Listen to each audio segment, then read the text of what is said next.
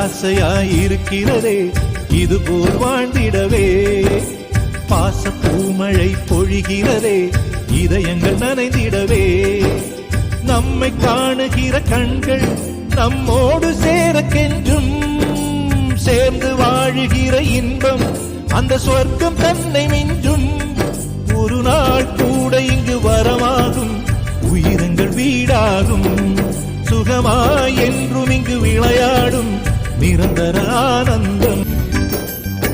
தீபங்கள் கோடி நம் வீட்டிலேற்றி கோவிலை போல மாற்றிடுவோம்,